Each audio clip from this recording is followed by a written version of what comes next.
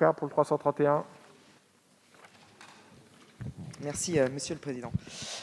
Monsieur le Ministre, Monsieur le rapporteur, on voit ici, avec les interventions qu'il y a depuis un certain temps maintenant sur tous les bancs, qu'il y a une difficulté. J'allais dire, vous êtes presque pris à votre propre jeu, parce que depuis hier, vous nous parlez de risque d'inconstitutionnalité.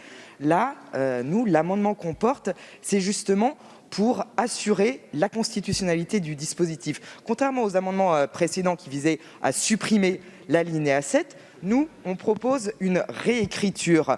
Parce que cet article 228-1, qui effectivement instaure les MICAS et qui concerne les personnes, on l'a dit et redit, qui n'ont pas commis de crime avéré et qui n'ont donc pas forcément été condamnées. Dès lors, il est effectivement parfaitement compréhensible que l'application de ces mesures soit strictement encadrée et limitée. Là aussi, on est d'accord avec vous. Et il est compréhensible que le Conseil constitutionnel juge que son application ne puisse strictement dépasser 12 mois.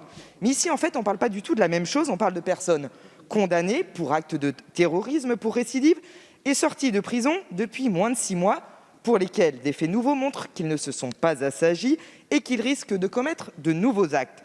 Or, nous, on considère que le principe de proportionnalité de la loi est valable dans les deux sens.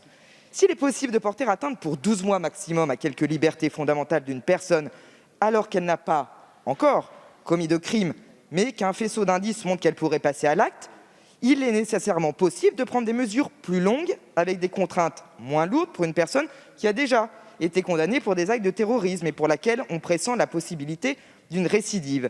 C'est pourquoi on vous propose de détacher cette nouvelle mesure des dispositions de cet article 228-1, car en se référant à cet article, c'est justement là qu'on risque une inconstitutionnalité, parce qu'il a déjà été jugé que l'application de ces dispositions ne pouvait excéder 12 mois, mais aussi parce que les deux conditions supplémentaires nécessaires à la mise en œuvre des MICAS ne semblent pas pertinentes pour une personne qui a déjà été condamnée.